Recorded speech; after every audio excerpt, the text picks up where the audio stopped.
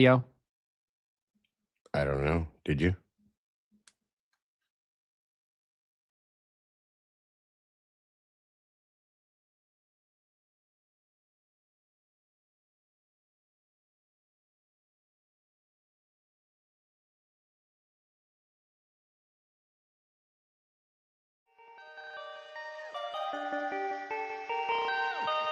Perfect, perfect, perfect, perfect.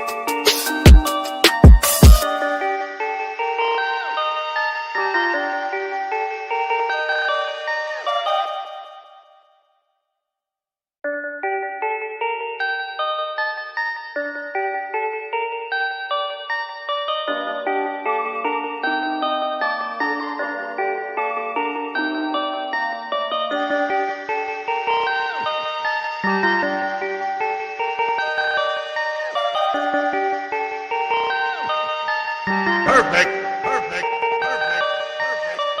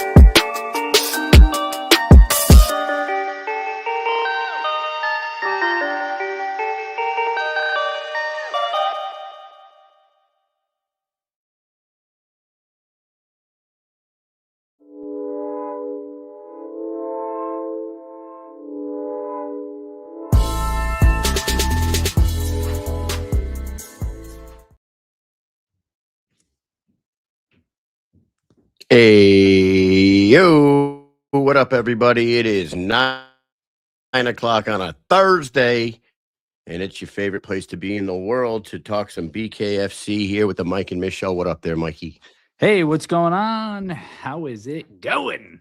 Welcome back. Man, I feel like we've been away forever, but we've been all around Connecticut, Mohegan Sun, and we had a good time. You blew out your vocal cords 2 weeks ago. The week before, your wife had to go away. It was a That's thing. right. That's right. I was going to say, wait, we didn't do a show last week. You're right. I didn't No. do a show last week because the week before that, I blew out my vocal cords. We're going to talk to Doug Coltrane in a minute, and he knows what it's like to be coaching in these freaking massive tournaments where there's like 17 different games going on at once, and the kids on the court cannot hear the coach on the sideline unless you're screaming your fucking brains out.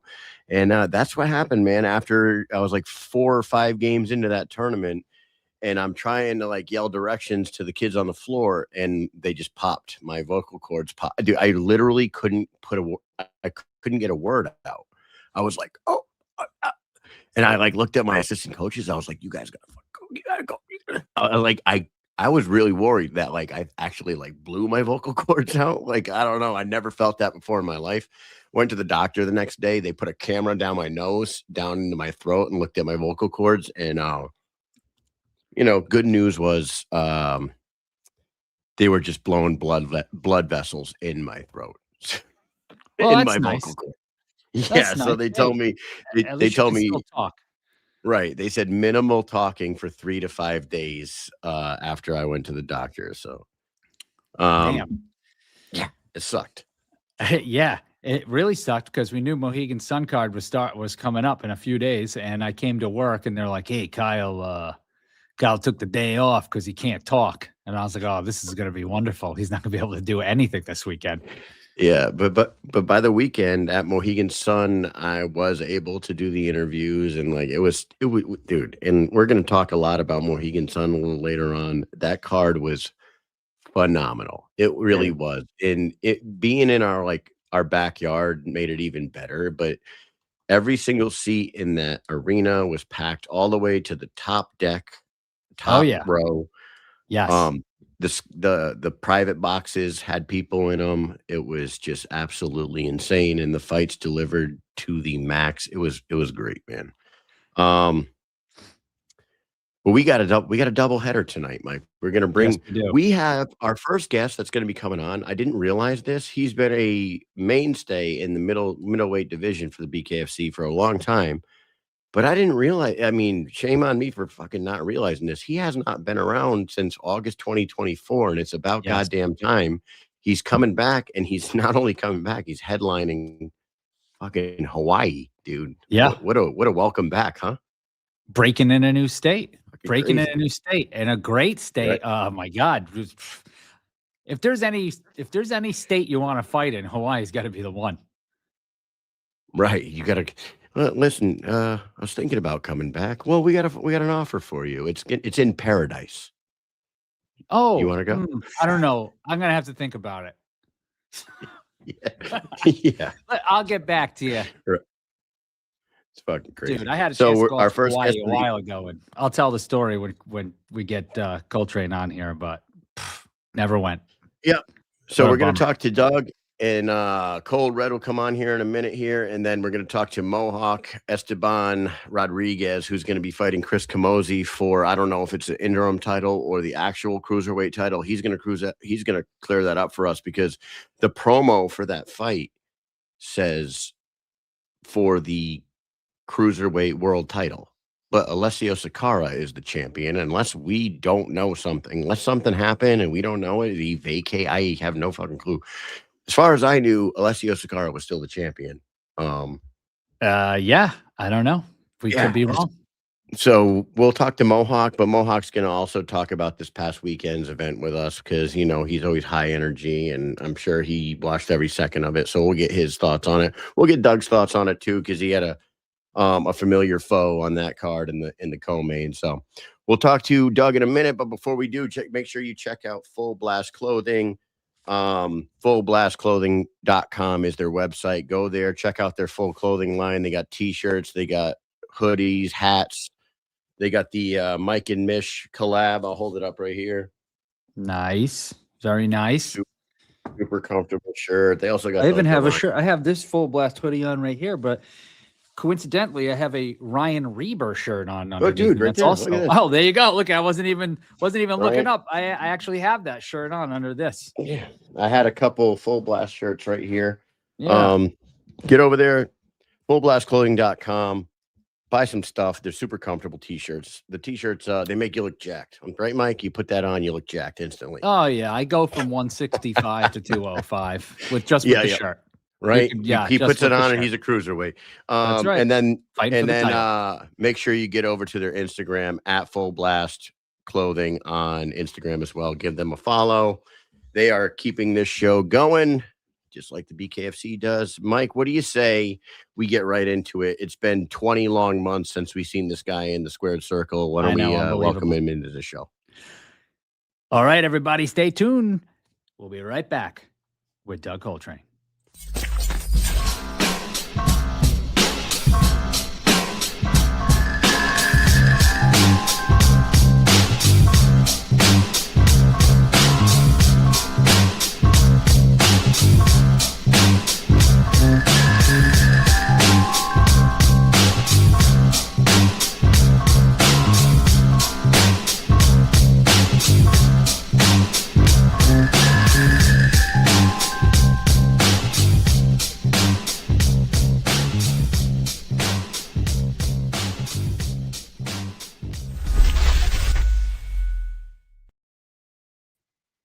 Hey, There he is.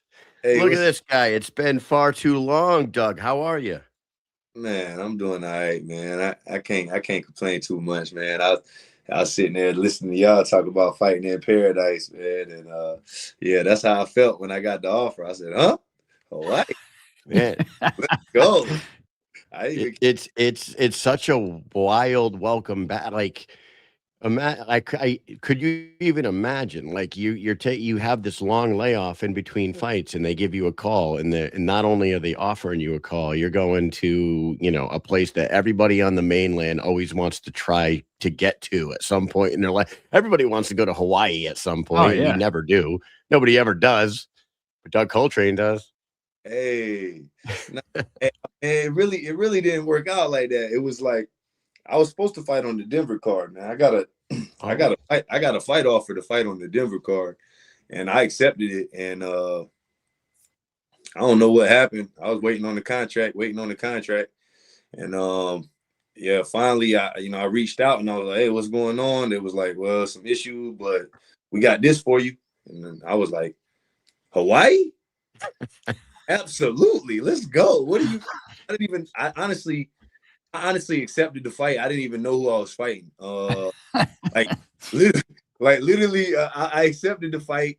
They sent over the name. They sent over the name, and then like 5 minutes later, they sent the contract. They was asking me to sign the contract quick as hell. I'm like, hold on, let me look over this shit for a second.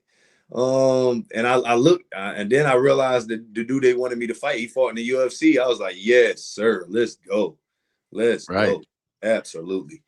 Maki Pitolo, the coconut bombs. That's who you're gonna throw down with in his home turf. That's pretty freaking awesome, man. What was the deal with Denver? Was it where they couldn't get the contract right with your opponent or something? What was going on there? It had to be the opponent. I don't really want to put dude out there. I don't want to put his name out there, but I'm gonna just say this: the fight that I was supposed to have in Denver, to me, was a tougher fight than this fight that I got for sure. Okay, he was top 5 in the middleweight division right now. He's a boogeyman in the division. Nobody really wants to fight the guy. Like I said yes. I was ready to go because some things were said on the internet, and I felt like he didn't really respect me too much. So when I got offered his name, I said, yes, sir, let's do it. I was ready. I don't want to get too far ahead of y'all. I know y'all be asking questions. I do go for it. But before I get too far, I want to say this.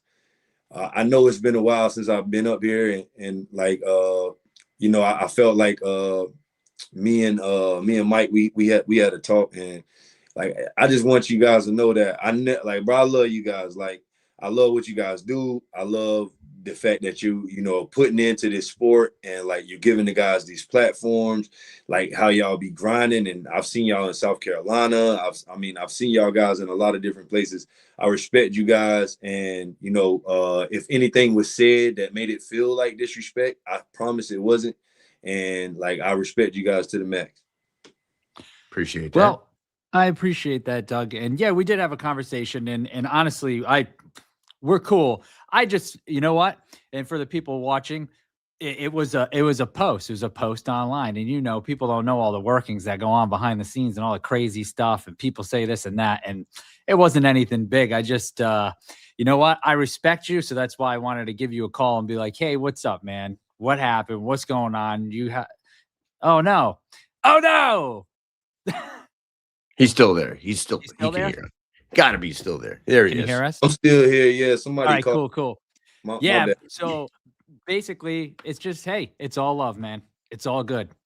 Hey man, and I want you to know that too, man. It's all love, and I swear, man. Like I swear, I don't know, you know, what was said that took it anywhere, but it's nothing but respect for you guys. I know you guys, y'all, like I said, y'all push for the fighters, y'all push the fighter names out there, and you know, I know you guys, y'all a fan of the sport too, so I know you guys, you guys like fight, you like certain fighters, and bro, there's nothing wrong with that.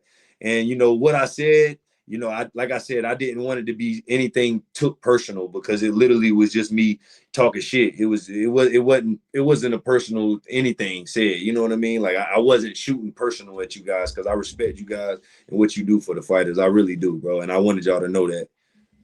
Very cool. Thanks, Doug. We appreciate that. Hey, listen, things get said on the internet all the time. Fucking people take it one way or the other. We kind of deal with it a lot, Doug. You're gonna have to in your job.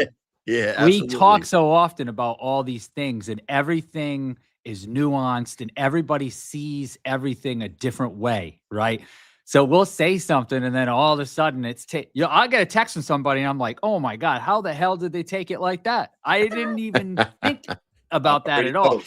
And it just happens. So it's just the nature. Oh, listen, you know what? Hey, I'll touch on something right quick, and I don't want to get off on this just happened to us the other day, Doug. I did an interview, and I will say this, and I'll just say it. If Jessica Borga is watching and her husband's watching, listen, when I'm interviewing a 124-pound girl, and I mentioned the other two champions cleaning out their division, that is not a disrespectful shot at the third women's champion. I just wasn't thinking of 145 at all when I'm talking to this little skinny girl who, if she's going to fight in any two divisions, it's going to be 125 or 115. So I'm like talking to Taylor Dagner, and I'm like, you know, we need people like you. We need girls like you and Alexandra because the divisions have been pretty stale. The two champions have basically cleared out the divisions.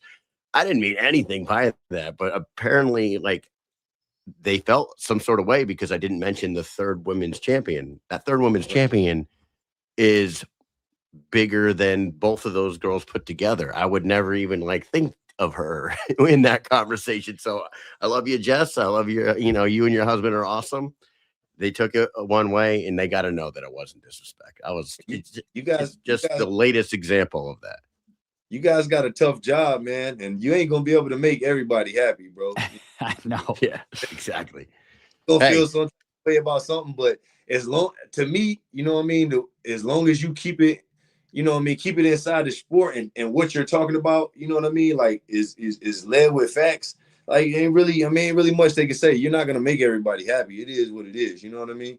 Yep. Absolutely. I think as long as people know that we are, you know what, we're just trying to shoot it straight down the middle as close as we can. And sometimes you might lean a little bit left or right, but it's very hard to just stay dead in the center. And we try as hard as we can, and it doesn't work every time. But as long as people know at the end of the day, like, hey, we're not trying to outright disrespect anybody. It's just sometimes the truth does hurt. And even in this case, though, it wasn't even that. It was just like a nuanced thing. It was like we're talking to different weight divisions. Wasn't even thinking about Borga. You know, it just hadn't. You know, just hey, it is what it is. It is what it is. And then I get it. Trust me, 100%. I get it, man. I get it.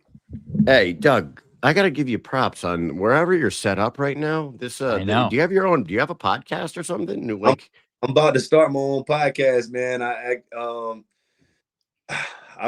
started it back in 2018, and I'm such an idiot, man, because I'm thinking like everything is so podcast now. If I'd have kept it going then, now it was crazy, right?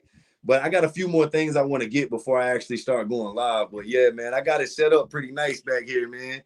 I got some, you know what I'm saying? Got some MMA photos, got the world title, you know, with me and Dave, and then some of the banners. The banners is crazy too, because now you can't have a banner. Did y'all know that?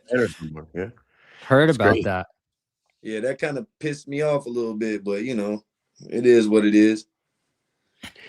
Kind of your background looks a lot like mine, man. Yeah, it does look similar. It It's looks so very clean too. So Yeah. very Yeah, very got- nice. You got a good camera, a good microphone, everything's good there. So, you know, we'll tune into the podcast once you kick that thing back up again. Yeah. All I got to tell you here is, Doug, you know what we do. Consistency is key. And podcasting, I'm not trying to say what we do is hard, because what we do is fun. We love this shit.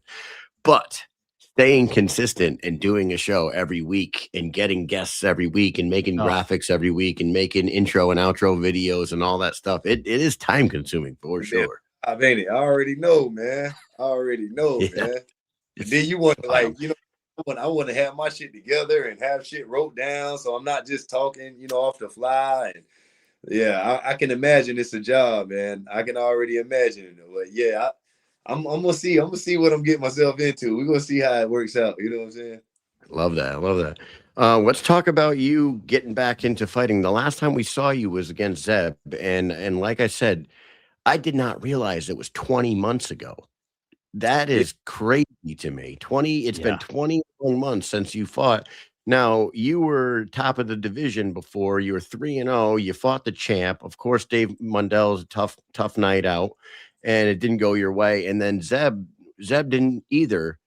You take this long layoff. In the meantime, after the back-to-back losses, was it your intent to take some time off, recoup your thoughts, and then get back in the gym before you step back in there? What was going on with you after the Zeb fight? It was so much going on with me, man. Like personally, so much going on with me, you know, at home, and like, man, there was a lot going on, man. And to be honest with you, you know, after that fight, you know, I didn't even know if I wanted to do it again. You know what I'm saying? I was thinking, you know, maybe I didn't want to do it again. I don't know. You know, I was in between for a while. It was me fighting myself for a few months, and I finally snapped back and was like, man, get your mind right, bro. You know, it is what it is. You got a hell of an opportunity here. Like, let's make something of it, because if you don't, when you do get older, you're gonna always regret that you didn't try to take advantage of this, what you had in front of you. And yeah, you know, so I tried to get back on board, and I think personal things kept me from being in. I got offered a fight. I got offered a fight in California. I accepted it at first, and then it was just like life. It was like 2 days later, I got hit with some crazy news, and like shit just started going all crazy for me. And you know, I had to call him up and was like, man, look, you know, man, I'm not gonna be able to, because like the way I didn't want it to be like the Zeb fight, because basically with the Zeb fight, like after the Mundell fight, it was like, again, it was like when I lost the title fight, I really, like, from that point, it was just like things started going downhill.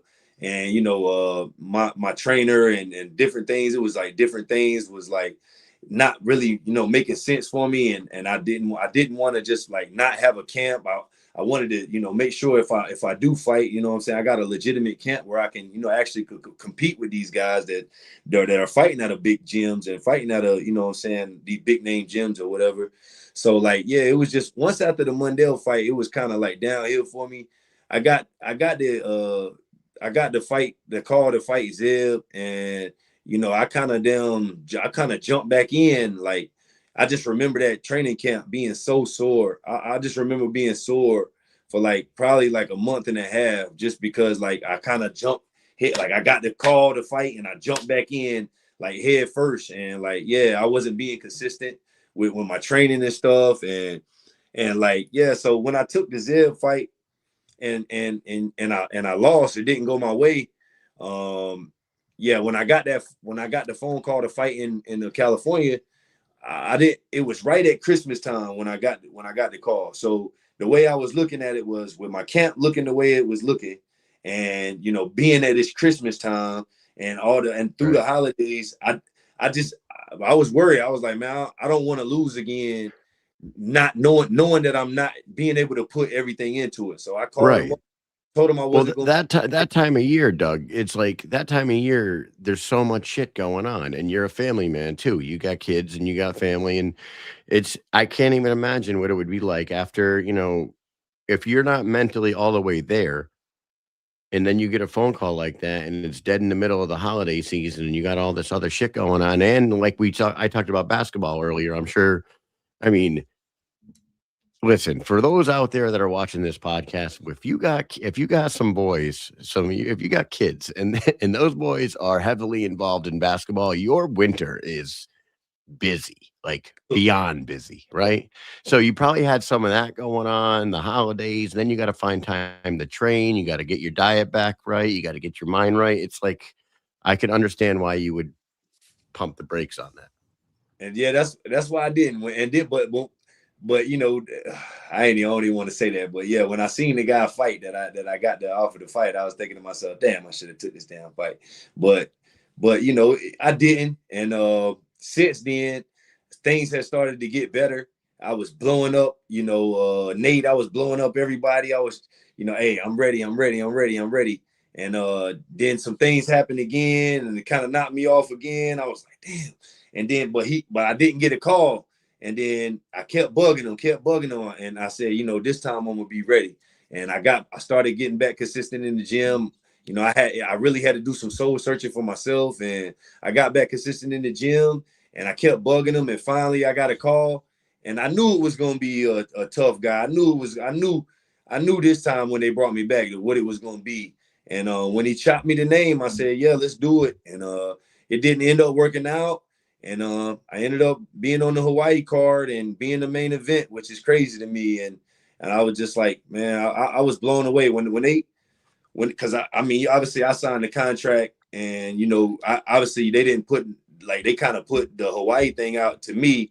I felt like it kind of got put out late. Obviously it might have just been when they put it out, but I felt like I kept waiting, like, well, when we gonna see who's headlining it? And when it came out, and I was the front picture, I was like, oh, what? Hold on. Yeah. That's awesome. Yeah, man. That's crazy. So you didn't even know you were going to be the headliner when you agreed. You just took it. I just literally, like I said, the first phone call I got, I said yes to it. To me, it was a tougher fight than this fight.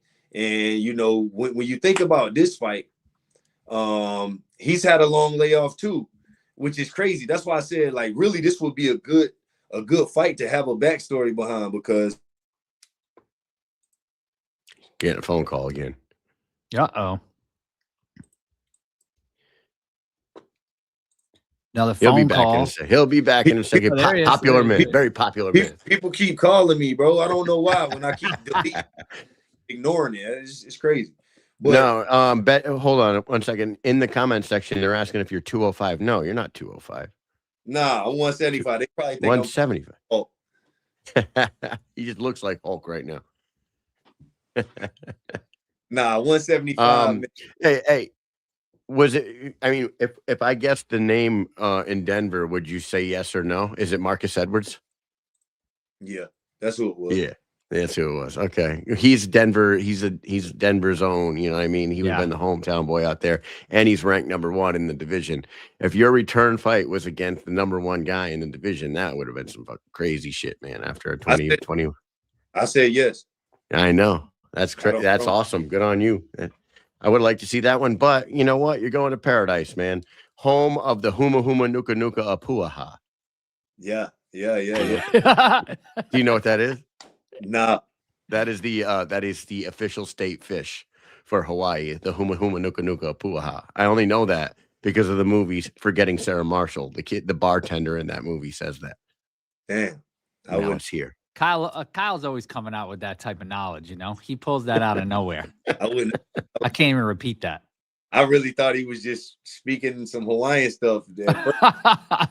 No, that is idea what he the said. actual name of their official state fish, the Huma Huma Nuka Nuka Puau. And no, I cannot spell that, people in the chat. Thank you. Yeah, that's crazy. Dude. Honestly, I am so jealous of you going to Hawaii. I want to go so bad.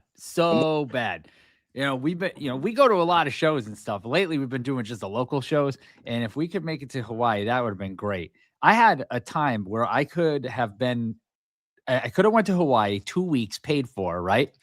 My work was like, oh, we're gonna go. Like, it was supposed to be in like October or something. And they're like, oh, no, we have to change the date. And they changed the date. And then my wife went into labor like the day before we were supposed to go. And then she was like, oh, you could still go. Yeah, what do right. you think that was? Was that a test or? Yeah, I can still go. You could still go. Where do you think I'd be if I went? Holy shit. That sounds like one of them. You better stay home. Yeah, for sure. One-way trip to hell. You better stay in Hawaii because your ass ain't coming back here. That's for sure. So look, I took this. Like I said, bro, I did most of my research on the fight. Y'all know anything about the guy that I'm fighting? All I know is that he has a ton of MMA fights. He has like almost 30 MMA fights. He fought for the UFC like 6 or 7 times. Got a couple wins there, had some losses there. I know that he has bare knuckle experience. With Game Bred.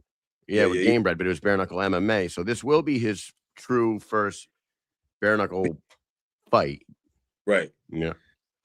And I know that he's short and powerful, and which you've had to deal with that in the past in the BKFC, so you know how to deal with the short, little, stocky, powerful dudes. So, what do you got to say about your opponent, Maki Pitolo?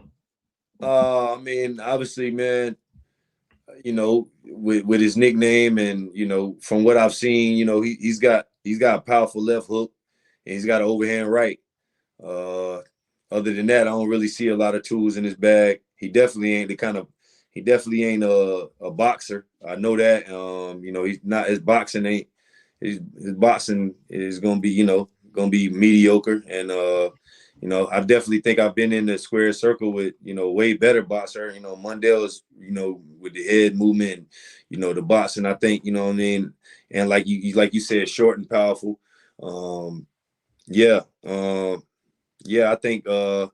I think the 79-inch reach is gonna give him problems. I think that when I start touching him, you know what I mean, he can't shoot for a takedown. It's gonna be a little different. So we're gonna see.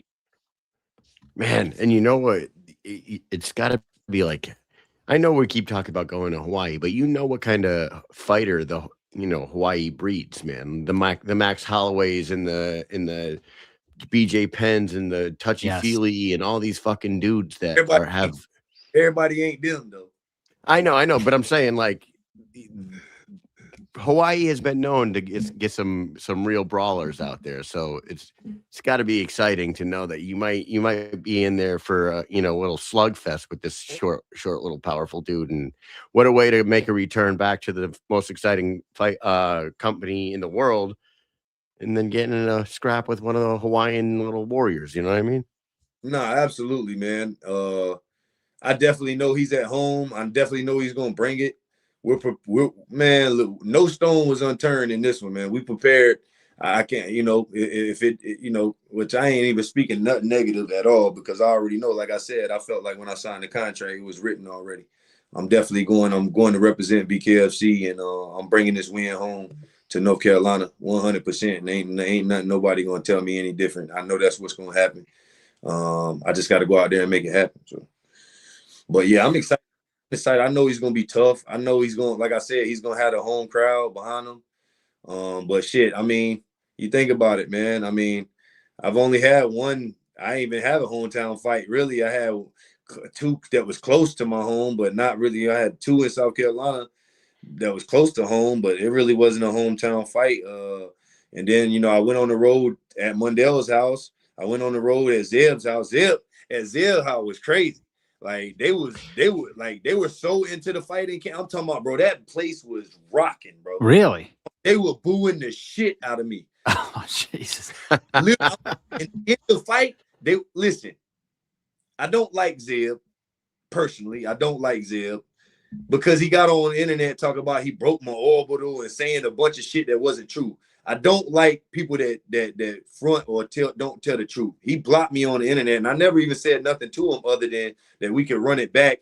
Like literally, I gave him his props. I said, bro, I underestimated you. You know what I mean? I gave him all the props, and then he got online and said a bunch of shit that was bullshit. He broke my orbital and this, that, and the third. Like, come on, bro. Like, don't get online and say stuff like. But anyway, I will give him his props. That night was probably gonna be the best night in his career ever, because that night. Maybe it was just God. Maybe I don't know. Maybe that was supposed to be his night. But when I tell you that night had to be the best night for him because the entire place was saying, Zeb, Zeb, Zeb, Zeb. I'm talking about, bro, we in the middle of the fight and the whole crowd is Zeb, Zeb. And then when he won, they went fucking nuts. Zeb, Zeb, Zeb. So literally props to him. And I know that was a good night for him. I know that was a great night for him.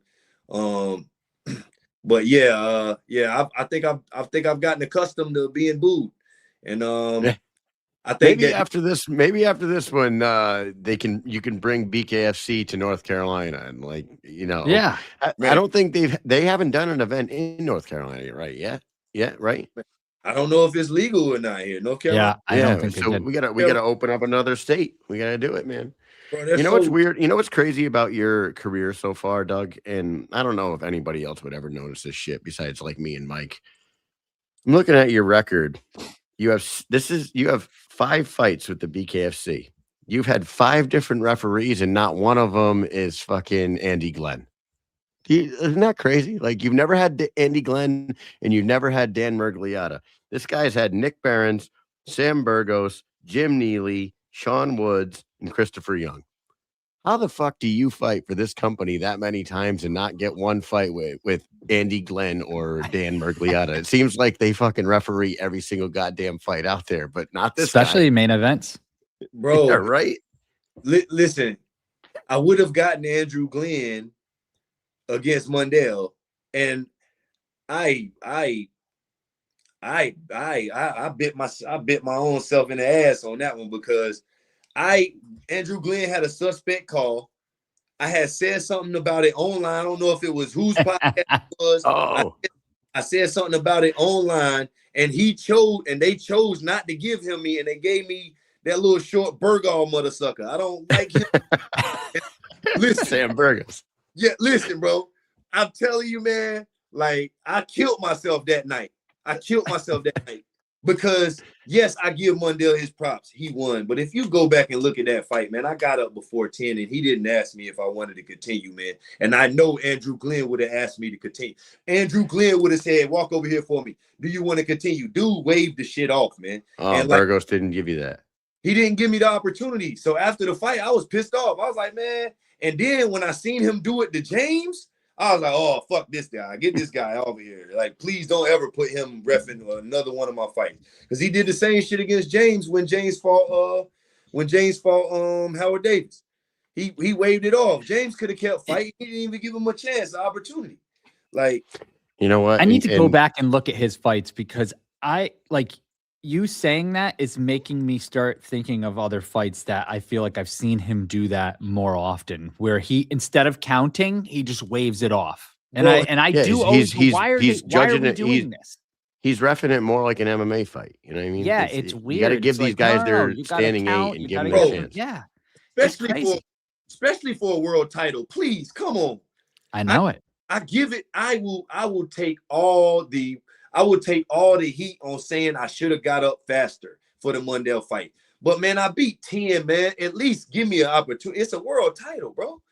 It's a world title. I got dropped off a body shot. I mean, well, he hit me in the head, but it was the body shot that hurt. You know what I'm saying? He hit me in the head, which knocked me on the ground. But the body shot is what hurt, bro. Come on. At least ask me to step over here and you know what I mean? Because let's be honest. That's another thing that killed my mental. let's be honest. If that fight with Mundell goes 3 or 4 rounds, his eye was messed up. Who knows? Yes. World champion right now. Who knows? Yes. He changed his fight up. His fighting style, the way he usually approaches fights, and the way he was even approaching that fight, it changed after you did that. After you busted him open, he changed what his whole game plan changed. You can tell because he was like, fuck, if I don't do something now, it's like he kind of he was like, fuck this, I just got to go all in. You're right, because he definitely was worried about that eye. No, sure. The eye wasn't going to last 5 rounds. No way. And you know, like I said, much respect to Mundell. But Mundell called it, and Mundell said it was too early for me, man. And you got to think, I went from journeyman MMA guy to headlining the event on about a whole bunch of major platforms. I mean, we were on Hulu, Amazon. We were on. That fight was on a bunch of things, man. And it was so much pressure that night, man. I just remember being in the back, wanting to be everywhere but there. And if I could go back and change it, I would have just, what are you doing, Doug? Like, this is the night, because that's why I'm saying, like, going to the hospital after I fought Zeb, it was heartbreaking for me because it was like, this ain't the fucking fight you were supposed to be in the hospital, dick shit. Like, you were supposed to be in the hospital for the Mundell fight. If any fight you're supposed to be in the damn hospital for, it was supposed to be that fight, not this fight. But I felt like I kicked myself in the ass, and it was karma. It was a mental break for me in the Mundell fight, which gave him the win. And then when I think about it, I'm like, I messed his eye up. It's no way it's gonna last 5 rounds, but I mentally beat myself. And then in the very next fight, my eye gets fucked up in the first round, and I show all the heart, and I couldn't see after the first round. I was fighting with one eye after the first round, and I still dropped him. I still was winning the fight. Guaranteed I was winning the fight. If we would have went one more round, I'd have won that fight. Guaranteed. It was live judging that night. So if you go back and watch the fight, I won every round. Going into the 4th round, I was winning every round. So if I'd have went to the judges, I'd have won that night too. But my eye caused it to be stopped. It was like a smack in the face to me. And another thing that killed me mentally too. It killed me mentally. And it was hard, man. A lot of people don't understand the shit that you put into this. And when it don't go your way and things happen, like it was tough for me to bounce back, man. It really was. I went through some shit last year, man. So I'm so happy I'm back. And I can't wait, man. I'm going to suck every second of this shit up. And me and the Island Boy, we going to get it in. You hear? Yeah. Well, we're dude, glad to hear that you're happy and you're back, man. You sound like you're dialed in for sure, man. It's great to hear you like this. Tune in, brother. Listen, I know y'all got to get Mohawk on. I'm gonna stick around and because I'm a fan of Brody. Brody crazy as hell. I can't wait to fight. I'm actually rooting for him in this one, so I'm gonna stick around. Thank you guys for bringing me back. Thank you guys for not holding nothing against me. And like I told you guys, I respect you guys so much, and I thank you guys for everything, man. I really do. No, man, we would never hold a grudge against you. Like I said earlier, it's the reason I called you, because I was like, guys, we don't have any issue with Coltrane. What the heck's going on, man? I want to talk to him because, like, I didn't think we had an issue. But it's all good, man. It's all good. Yeah. Everybody's welcome here. We would, if you called me that night and said, hey, I want to come on the podcast, we would have let you on that night. It's not a big deal. Man, hey, listen, I want y'all to bring me back on after I whoop this boy, man. Hell yeah. You're coming right back on. Deal, man. Deal. I'll see y'all soon, man. All right. Yes, listen, sir. Doug, we're happy to have you back. Excited to see you fight. Maki Pitolo is a good name to return to. He's got a good resume, so a win against him will put you right back in the conversation. Thanks for coming on the show tonight. Mike, you got anything else for Doug? Hey, listen up. Doug, thank you for coming on, and everybody else, make sure you are tuned in. We got a card for you. Hawaii, new state, BKFC Fight Night, Honolulu, April 11th, Pitolo versus Coltrane. Man, look at you got Crayer on there. You got Bennett on there. Whew. It's going to be a good one. It's going to be beautiful out there. You're going to have a great time. And I know you're going to go out there and do your thing. You got crazy ass felony Bennett on. That's right. You, man. What a hey, what's crazy what a card is, to come back there. What's crazy is, oh no. You got another phone call. Another phone call. People keep calling. Yeah. They see him. They're like, we got to call him up, see what he's doing. Let's let him finish his thought, and then we'll bring Mohawk on in a second. Yes. Hold on. Dude, Felony You got Bennett, another though. phone call. One Having second. Felony Bennett on that card, being in the locker room, what an entertaining night. He's not fighting until, I mean, if that's the order of the card there, if they're in the back with him in the locker room, that whole whoever's with him is going to have a blast. Like, I wonder what that locker room's like, because we get 5 to 10 minutes with Bennett every time we see him at an event, and he is just off the rails at all times. All right. Well, hey, Doug, we thank you. You are welcome here anytime. We're all going to be tuned in. Mike, why don't you go ahead and bring on Mohawk? What do you say? Yes, sir. Everybody stay tuned. We'll be back with Mohawk.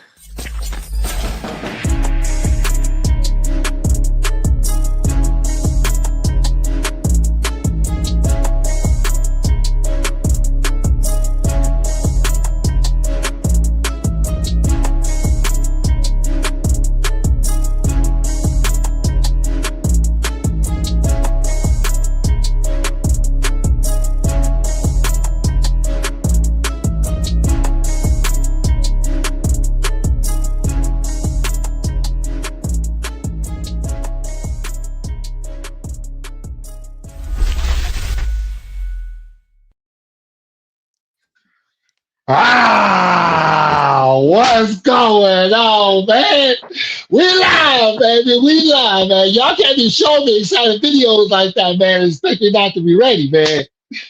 Oh, God. You know what, Mohawk? Your energy is unmatched, and you're already starting off, dude. Welcome back to the show. Thank you for coming on here tonight. Before we want to talk about all things Mohawk in a second here. Can you clear something up for us, right? Before Doug came on, before we brought you on, Mike and I were talking, and the promo video for your fight in Denver against Chris Camozzi, it says for the BKFC Cruiserweight World Title. That's what it says. It does, dude. It does not say interim. It says BKFC Cruiserweight World Title. Can you answer? Okay, so the question here is: isn't Alessio Sakara the champion, or did something happen that we don't know about? Is that title like out there, or is this an interim? What are we doing in Denver when you step in there with Chris Camozzi? Man, well, from my knowledge, I know we are going in to be securing the interim world title fight, man. They have told me that Sakara has been injured.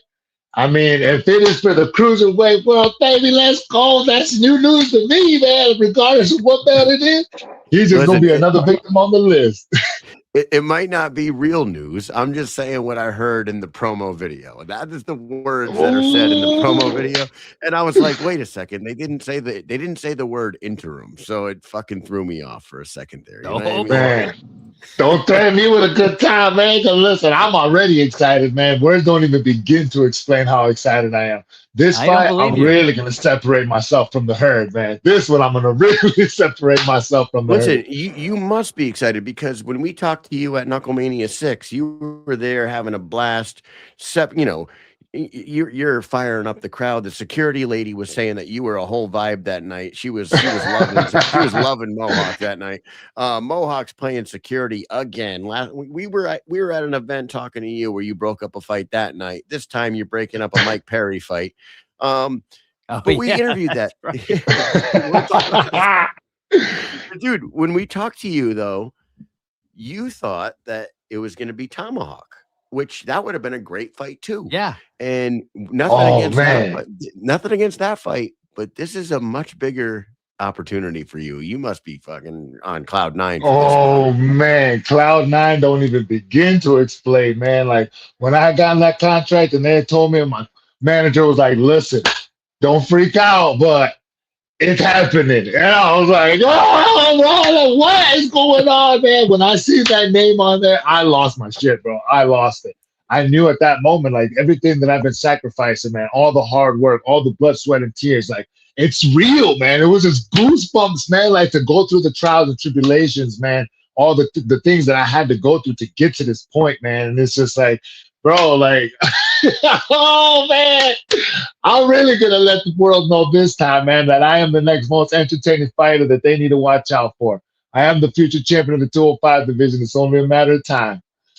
Nice. It sounds like you only let your excitement get to about 50, 60%. Yeah. I was just gonna say, I'm like, obviously you ignored that "don't freak out" thing by your manager.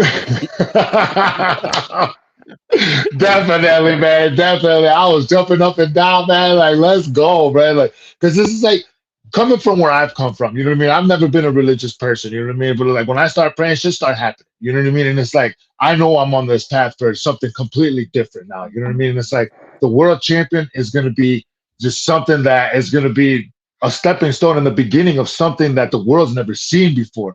I'm going to be bringing programs, man, that the world is going to need, that's going to be able to bring out the best fighters that they've ever seen before. The things that I'm doing, man, buckle up, bro, because you guys ain't seen nothing yet, man.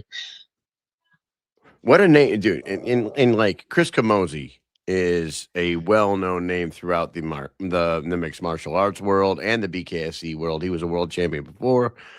He's fought the biggest names that ever stepped into the UFC octagon. You know what I mean? Like the who's who, he has fought them. And this is the man. You're stepping into his home turf there.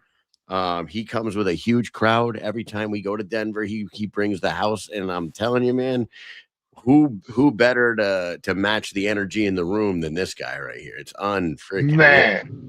I'm gonna blow the roof off that place, man. Listen, they have no idea what's gonna be coming, bro. But I'm gonna give them a performance that they have no choice but to love. You know what I mean? I'm gonna win that crowd over if they like it or not, man. I'm going to give them the best Mohawk that they've ever seen. And listen, and like nothing against Alessio Sakara, but most people thought Chris won that fight. You know what I'm saying? 100%. 100%. You're fighting him. He's not the champion right now, but like in a lot of the BKFC fans' eyes, the ones that know what they're watching, a lot of people thought that he kind of got ripped off out there in Italy.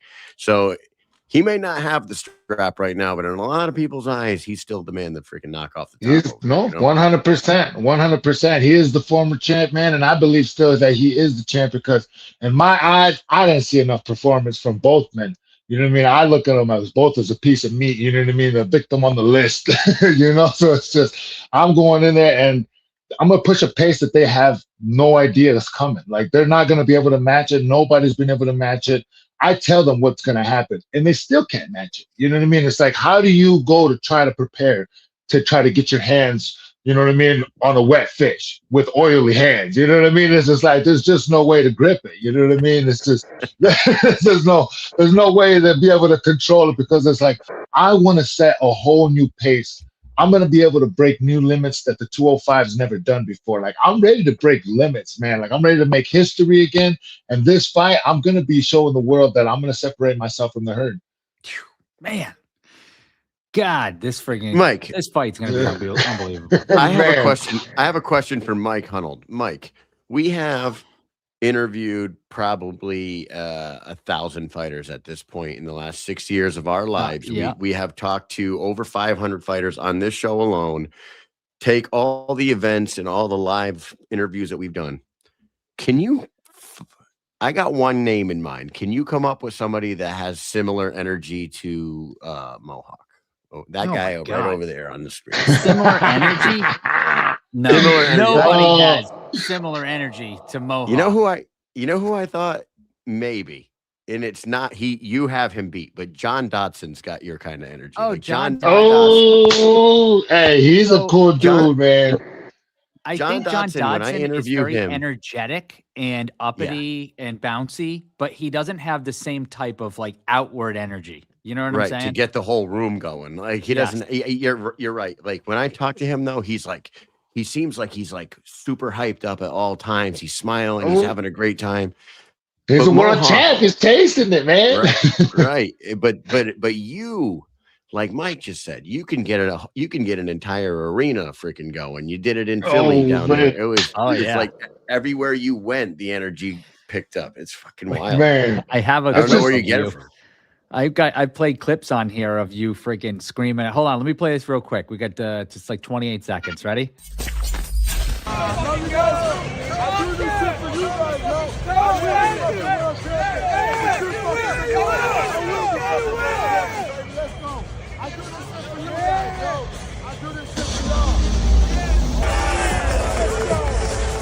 I love it, son. You know what time it is? The most entertaining sport in the world. Let's go, man.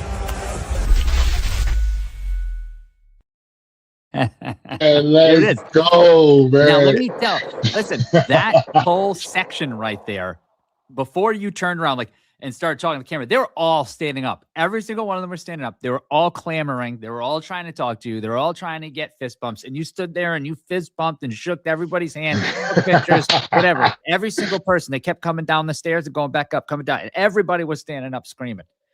That's just Man, exactly well, it's yeah. Is that when we were about to talk to him and then he left us for a second to go break up a fight real quick and then came back and did the interview with us? I don't know. Or was that Maybe. a different time? That was in Philly, I believe, that one. Oh, was it? Yeah, well, I've had experience before, you know what I mean, doing bouncing, man, you know, coming up in my younger days, and it's just natural instincts now, man. I don't want anybody getting hurt, and having the best promotion out there, we don't want to see them go through any kind of legal troubles or anything like that. And I know how to handle myself under the influence. I don't really be under the influence at events like that, but even in situations where I was under the influence, I'm usually the de-escalator of everything, try to keep everybody calm and relax and have a good time. You know what I mean? There's so much out there happening at that moment. You know what I mean? That there's just no reason to have so much negative energy to ruin all that. You know what I mean? So it's like, why? You guys like, come on, we out here, baby, chasing dreams, enjoying 9 of fights, man. And I just, I want everybody to enjoy it. Can I point out that you were saying, even in that video, you were saying, I'm going to be world champion. I'm going to be champion. You said it in that clip. Man, I found a new fuel. Manifest. Man, when I first started this, man, I was out chasing dreams for myself. When I became professional MMA, I went 1-4. I wasn't able to afford the jiu-jitsu. And I was selfish in those times because I was thinking, I'm going to just knock out people and just brutally brute force through everything. No, wrong, very wrong. I learned the hard way, man, that there's more to it, man. And you have to break down and find that right team. And you have to really start building that foundation to really be able to succeed in this game, man. And what we're chasing, we've built straight from the ground up, you know what I mean, to get to this point. And we're going to be setting records. We've broken we've made history already. We've made records, man. And I'm going to be breaking the most punches thrown in the 205 division. So if this former world champion can handle the heat, I'm definitely going to be having that record under my name. One way or another, that's coming home with me. So we either walking out with fight of the night, or I'm going to be coming out with knockout of the night. And no disrespect to Chris Camozzi, because I know he's a former champion and this man is a veteran. But I'm dangerous, man. He's experienced and I'm hungry, and I'm doing this for a bigger cause than me now. And this one's for the people, man. And I'm going to be bringing that belt back one way or another. I don't care if this man pulls a sledgehammer out of his strap, man, and just cracks me. I'm moving forward and I'm still getting my hand raised. There's nothing this man can do to stop what's coming. So you mentioned your start in fighting and how you have matured, right? You have grown up, you have figured it out. We have a question in the audience here that says, can you ask him who taught him his pressure brawler fight style? You have matured, but you do have this unique, a lot of fighters have that come forward blitzing style, but nobody does it quite like Mohawk does. Like you just said, you're going to be breaking records with punches thrown. Who taught you this style?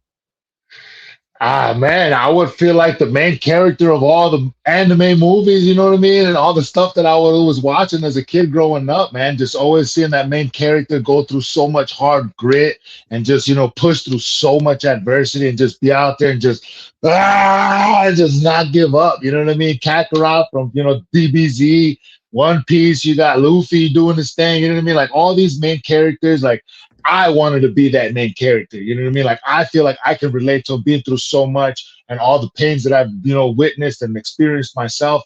now I know what I truly want. Like I want to be able to showcase what a human being's true warrior spirit can really be capable of. And like just going out there, putting that pressure, man, it's just been what's been like that entering of the true gladiator's feeling. Because there's an adrenaline dump that you get in there. But then you have that instinct that kicks in when you're on that pressure, when you have nothing else that, you know what I mean, to really think about besides stick and move, bob and weave. You get your true instincts to kick in. And that's when you find that different sense of comfort, you know what I mean, and uncomfort and that different push. And you find a different fire, man, when you get to those levels. You find the comfort in chaos, right? That's what they say. You got to find comfort in chaos. You know, yeah. Like Mike and I have been in the Army for a very long time, but nowadays we're more like we're like office guys. But like earlier in our lives, we were going through a lot of different training and like getting ready to go on deployments and whatnot. And that's where you got to get comfortable in chaos. You know what I mean? Yes, or sir. you're fucking gonna, or you could die. You know what I mean? Yeah. Yeah. And then, hey, man, thank you guys so much for your service. And I guarantee you guys, man, this next one is for you guys. I'm dedicating this next fight to the veterans, man. So thank you so much for all that you guys have done, because freedom isn't free. Buckle up, baby, because this one's for you, baby. Right. And there's some shit going on Thank right you. now in the world. Thank you. Yes, sir. Yes, sir. Hey, so you said a little while ago, you know, this company's breaking records and taking it to the next level every time. This past weekend at the Mohegan Sun, BKFC put on a fight night. A fight night that was kind of flying under the radar. It wasn't a numbered event. Yeah. It was. Did you watch this past weekend's event? I'm telling you right now, Mohawk, and I'm not just saying this because it was 20 minutes from my house, or, you know, half an hour from my house at Mohegan Sun, because I live that close to Mohegan. This place, every single seat in that place to the top row, of the top deck, full. The crowd reacted to every single thing that was going on in there, and you saw those fights. There was so many comebacks. There were knockouts. The women's fight was a freaking knockdown, drag out war.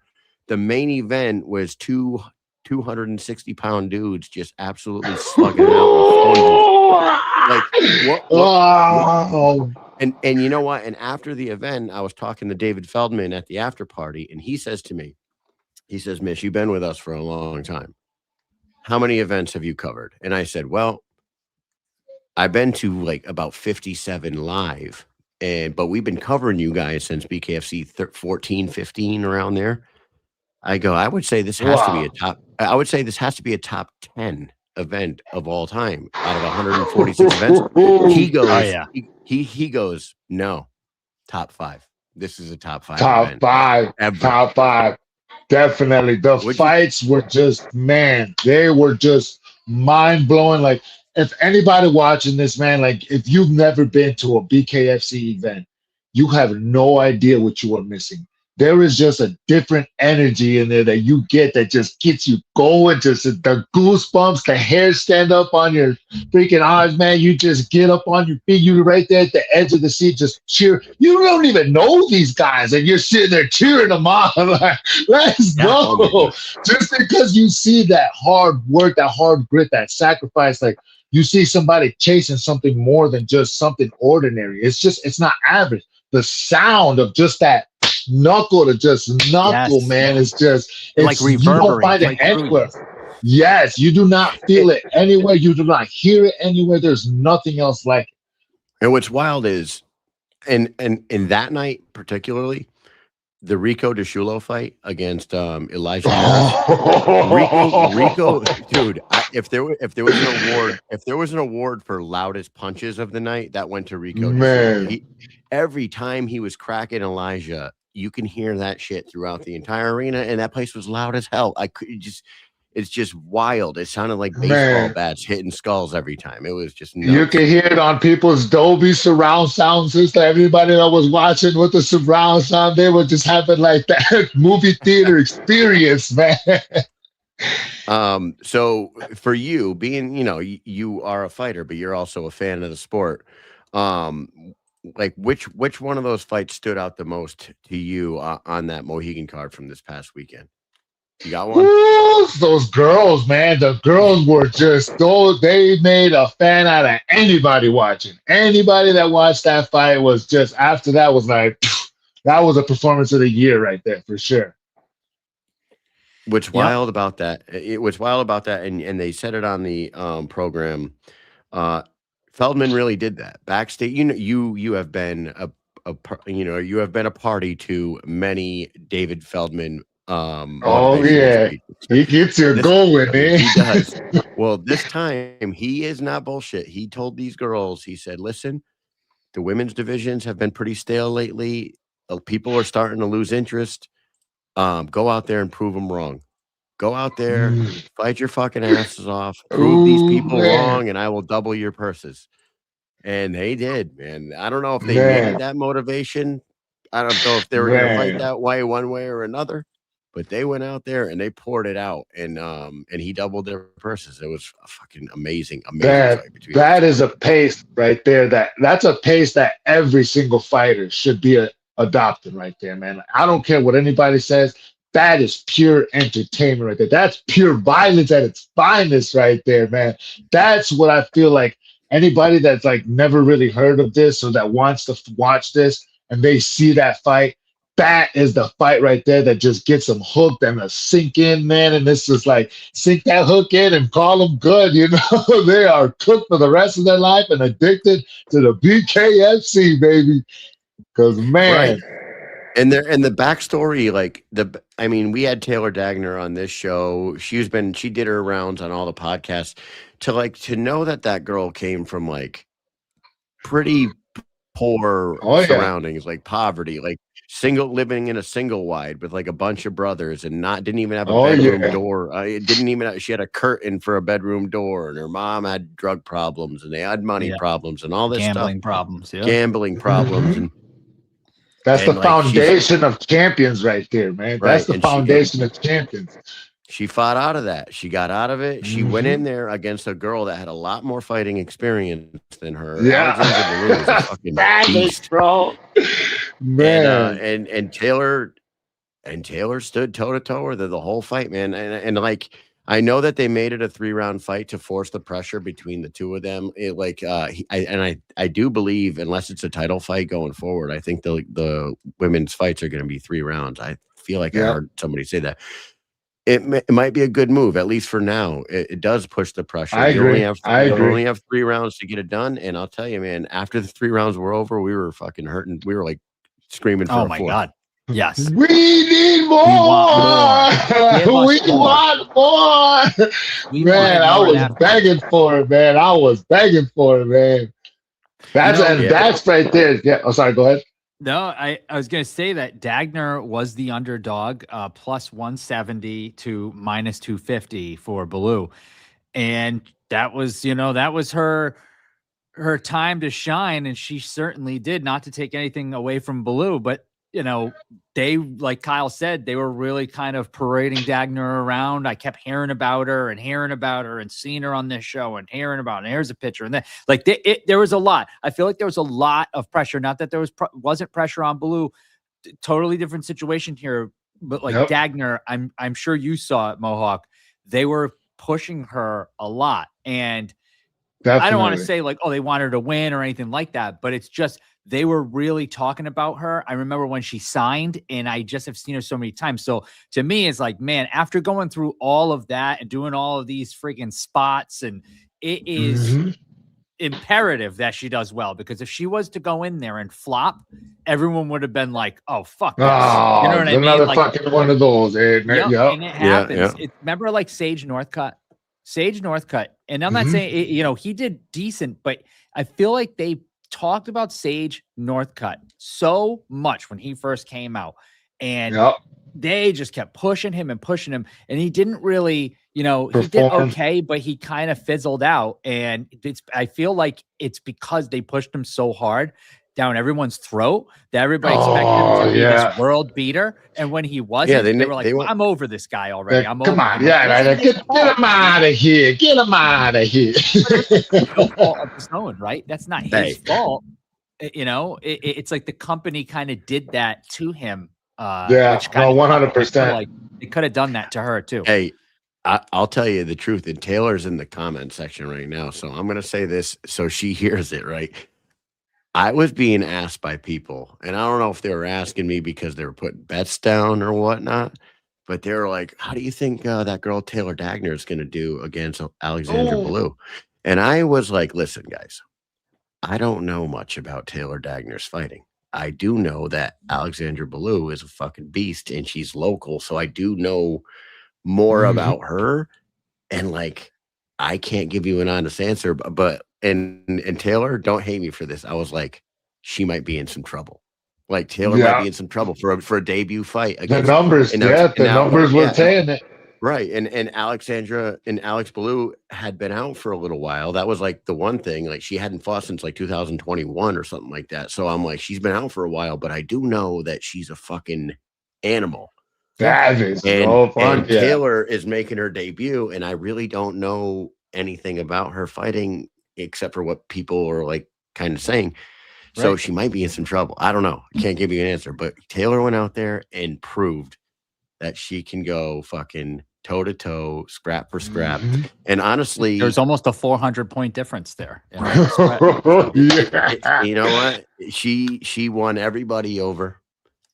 She won everybody over. Oh, yeah. And like that draw, I said it that night. I said it was a draw for those two girls, but it was sort of like a win for both of them because the the 125-pound there division, was no points lost. Yep. right. The 125-pound division needs more girls. They need more excitement right now. And those two single-handedly delivered that. on that. They blew the lid off that place, man.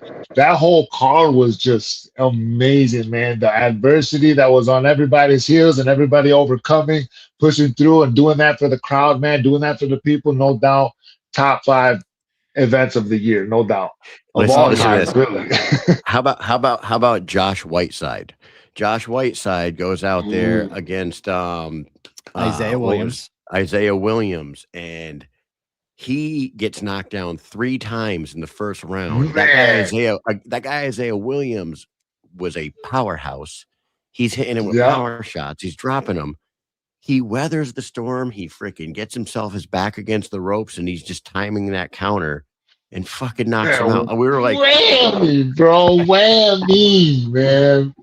That's the beauty of the sport, man. And it's like, if you do not follow through and get your shit together, get the job done, anything can happen, man. Like that, with this BKFC now, any punch has a consequence that could completely change the whole outcome of the fight. And it's like, people don't understand, man. Every single swing has a consequence, man. And it can immediately change in a heartbeat, man. And he weathered that storm and he pulled it off, man. And now that's what warriors are supposed to be doing. Like, that's what the company wants to see. People that dig through that and push through that and they make it through the other side, man. Not only is it beautiful entertainment, though, man, but it speaks a story of its own, you know? Definitely. And going right along with what you just said about the one shot can change everything. We saw that in the heavyweight fight with Vienna versus White, where Vienna comes in there as a heavy favorite to win on that. And he was a minus 400, plus 250. And he came in there having knocked out a couple of guys. Everybody thought he was going to go in and just run White over. And that didn't happen. He came in, he got caught with that one shot, and you could tell like he wanted to keep going, but he was his legs were wobbly. See. Yeah. but I was told that night that he said I can't see. Oh. And like that's the the one thing if a referee hears you say I can't see. You're cooked. Now I don't know if he actually said that. I heard a couple people that were around the ring said that they heard him say I can't see. So if that's what happened, if that's what happened, that is 100% example of you learn something from every loss, and that right there, he will learn that he will never say that shit ever again. Even you kick him upset. You buckle down, you bite that mouthpiece, and you get the job done. Man, I went through that my last fight, bro. My last fight, November 1st at the Soaring Eagle, man. In that first scramble, he caught me. Boom. immediately. They executed the game plan perfectly, and I walked right through it. I paid the price. I sacrificed my vision for it, man, because immediately everything lit up and went white. All I could see was the bottom of the left corner, and I could see like one little foot right there. And when you see me try to shake and try to, faint, I was just trying to make sure that that foot was the fighter and not the referee. I didn't want to start swinging on the ref, So it got to that point, man. And like, he caught me a couple good times, and I tapped into my senses. And I was just thinking to myself, like, please don't stop the fight. Please don't stop the fight. I can do this. I know I can do this. If the doctor stops this right now, it's over with. And I went off of those punches, man, that he caught me. I felt his hand coming off from the left side, so I know he was going in that direction. I did my step through, and I followed through with the double jab, man. I found my mark, and that's when I went to work, man. That's when I was like, yeah, this is where the fight's going to end. And I had to do it with absolutely no vision and just straight feelings, man. I clenched him and I caught him good. Like, I've got long arms and I don't even know how to use yet. You know what I mean? So when I found out that I was able to go under these guys' defense, man, and still catch them, oh, bro, these guys are in trouble now. They have absolutely nowhere to run, because like now I found that I feel very, very good in the clinch. Like, I am very comfortable in the clinch now. Of course, nobody wants to get to that point, but I feel strong, I feel secure, and I feel, comfortable at home in there. So it's like when I grabbed him and he tried to run away, I was like, oh, bro, come on, where you going? Come on. Go ahead, get it out of here. Come on, get him out of here. Come on. But man, he rocked my world, man, and I had to dig into something completely different, and like my vision was completely gone.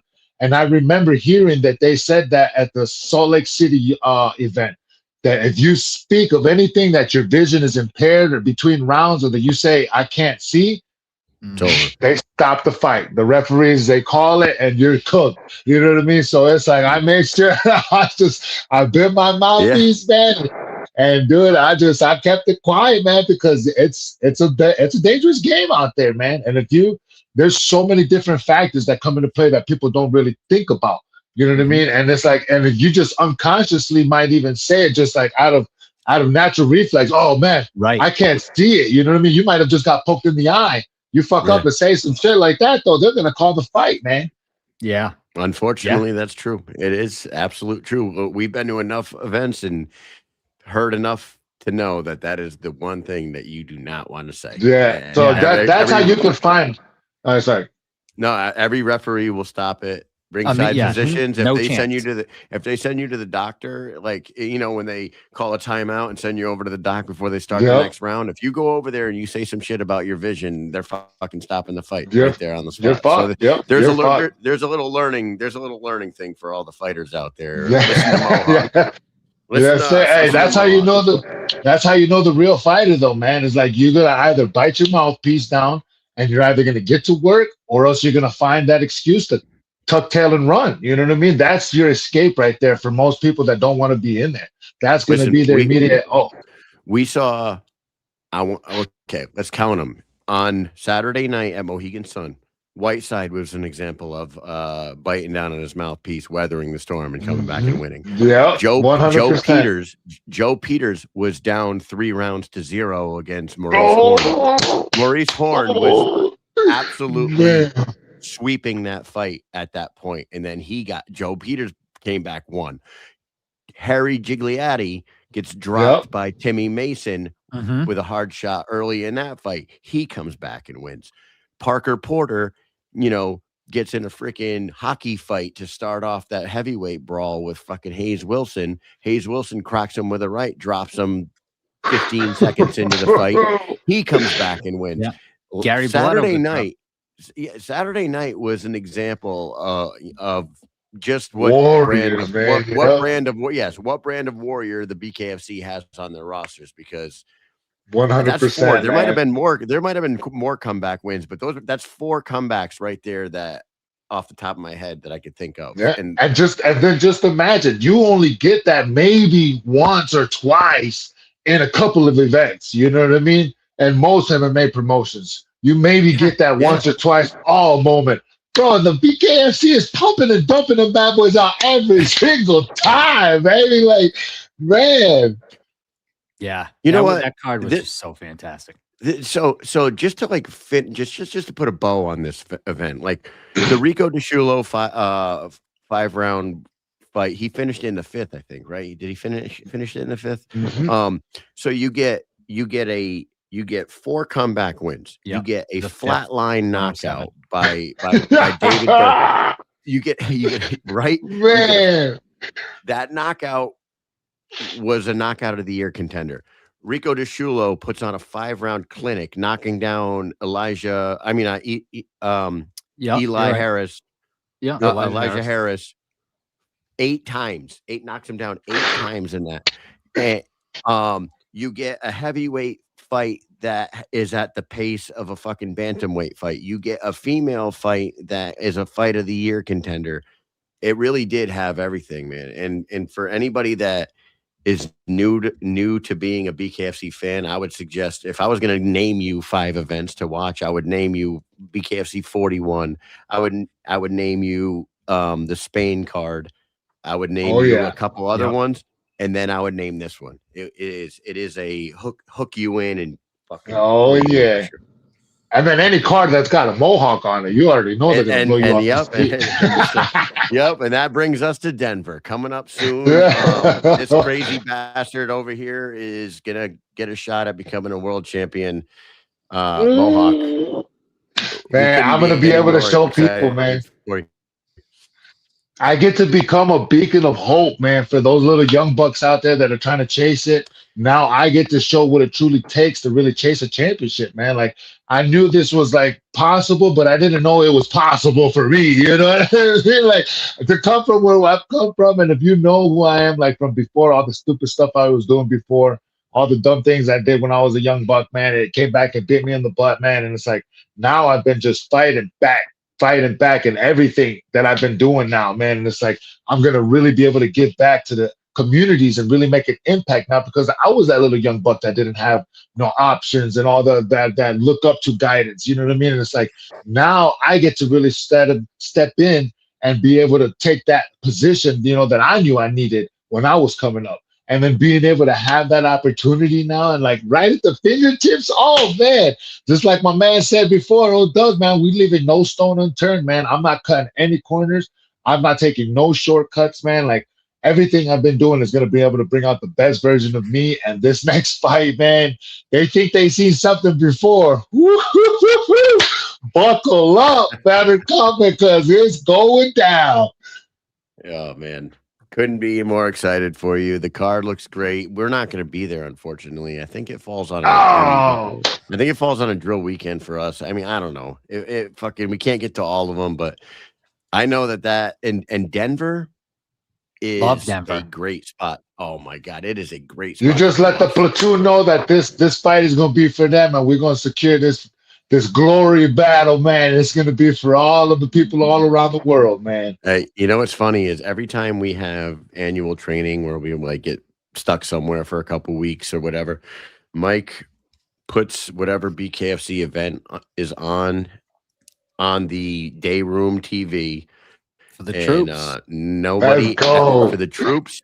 And the troops have no choice but to watch this, whether they want to or not. And by the end of the night, they're all BKFC fans. They love it. I'm gonna make them love us, man. I'm gonna make them love us, man. Ain't no ifs and buts about it. I've done it multiple times. Everywhere I go, I spread the gospel of bare knuckle fighting championship. And you let them know if they have a problem with it, they can answer to these knuckles right here. I got a couple people. I got a couple people you can knock out. I'll set them up for you. Yeah, my man. We'll set them up and say it's just a friendly sparring match. and then they agree to go spar with you, and they realize that you're like 6'5" with like an 80. Like, wait, whoa. We're just switching up and say, oh, he's just 4'6". He's 4'6", but his reality is just 6'4". Well, we forgot that the numbers were in different spots. You know. Yeah. I'm with it though, man. I'm with it. We'll make hot sauce, man. We'll definitely do what it do. Listen, we always love to have you on the show and have fun talking. Thanks for recapping the event with us a little bit and get us like excited about your Camozzi fight coming up. Before we wrap up with you, do you have a message that you want to? I mean, you've already been preaching that do not miss this fight in Denver, of course. But any like final thoughts and final message you want to shoot out to anybody before we wrap up with you tonight? I just want to tell the world, man, listen, you guys, I'm here. I'm not going anywhere. I've been doing this for too long now, and it's finally my turn to be able to give back and be able to show the world that we're paving a whole new way, man. This is going to be for the next generation. I love you guys, man. You dream chasers out there. There's still hope, baby. There's still hope. We doing it, man. I'm a living testimony. And you guys tune in April 17th as you witness greatness happening, history being made. And as I go to break another record, I will break the most punches thrown in the 205 division. And I pray that this man, being a former world champion, is going to be able to weather the storm and be able to give you guys the greatest battle that you guys have ever seen and the best Mohawk that you've ever seen yet. So buckle up. BKFC is going to be taking things to another level. Can't believe they can take it even higher than they already have. Right? So what I just heard for all you, hey, listen, for all you degenerate gamblers out there, bet the over on total strikes thrown. You better believe it. Yeah, get on All that. right, that's a little bit. Hey, that's my gift to the world right there, you guys, man. Make a little bit of money. I mean, you guys into the gambling thing, make a little bit of money. You already know. There's a little bit of change right there for you guys, man. But just do something good with the money. I'm gonna make this for you guys, but you guys better do something good for it, man. Otherwise, I'm gonna take a fall. We'll pay for your first training. Your first sparring session and become a no, for sure. I'm gonna get this belt, man. I'm gonna get this belt, man. I'm gonna bring it back to the people, and I'm gonna hold this belt for a long time. I'm gonna get collecting a whole bunch of belts, man. It's gonna be glorious, man. I'm telling you. I'm gonna be one of those guys that walks around like 10 different belts on and shit, you know. Another Lorenzo. I got a guy walking with a belt back here. I got another belt over here. I'm gonna be throwing out belts. It's gonna be glorious. I love it, man.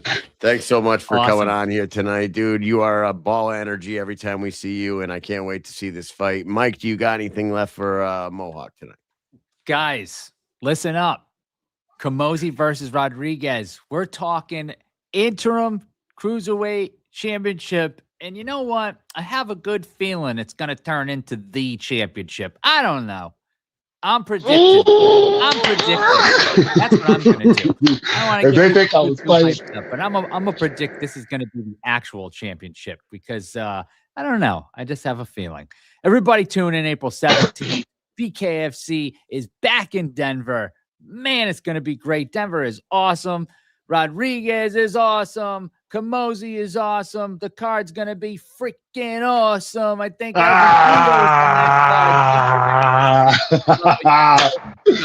you got, oh my God, there's so many people hitting Yates, Yost, Trujillo. I mean, there's everybody on this card. Let's go, baby. Fantastic.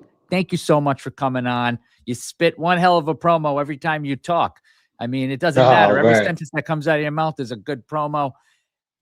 No, for you guys, man. Thank you guys for having me, man. You guys are the ones that push us out, man. And thank you so much for having us and pushing our stories because we wouldn't be the fighters that we are without you guys putting us out there. So thank you, thank you, thank you. You guys are the real MVPs out here, man. Appreciate you. Man, thank you so much. And everybody else, thank you for watching. Make sure you're watching our boy Mohawk. And, we will see you soon. We'll be watching. Have a great time out in Denver. Everybody else, stay tuned. We'll be right back after this. Later, buddy.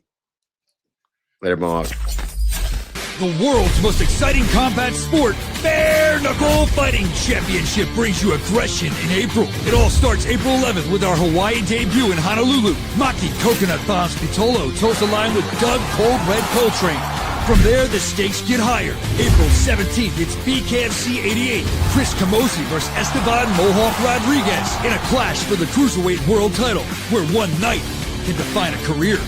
Then, Bare Knuckle Fighting Championship goes global again. It's our highly anticipated Australian debut on April 18th in Townsville. Heavyweights Hayes the Hooligan Heppy and Krzysztof Big Man Lesnevsky step into the squared circle knowing it only takes one shot to end it all.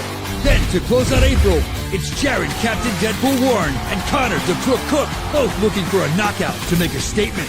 4 events, non-stop action, For more info on how to watch all the chaos live, download the BKFC app at bkfc.com.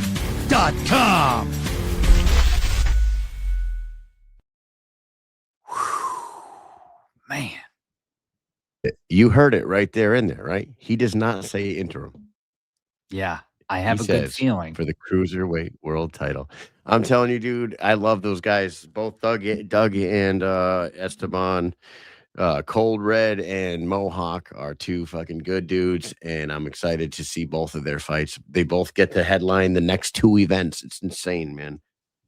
Yeah. I wanted to tell you something about the card the other night, and you didn't rewatch it, right? We No, I watched it didn't. live that night. So if you would watch the event now, for everyone that knows Chris Lytle, he's fucking hilarious. And if you watch my interview with Parker Porter at the after party, he's just it's really funny. Like Chris Lytle's in the background, he's like walking by and he Yeah. like turns and he's like,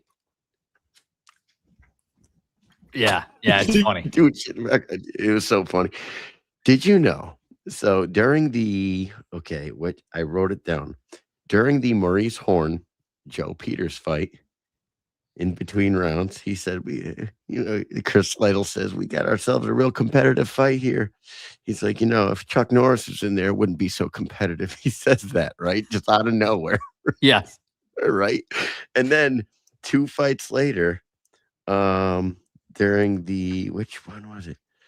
He says it was during the, I think maybe Taylor versus Ballou fight. He fucking said, God damn it, I wrote it down somewhere. He says, these two, he says something about these two are really leaving it all out there. These two were this and that. He goes, Chuck Norris once killed 2 rocks with 1 bird. I don't know what that has to do with this fight, but it happened. So he's throwing out Chuck Norris quotes all night.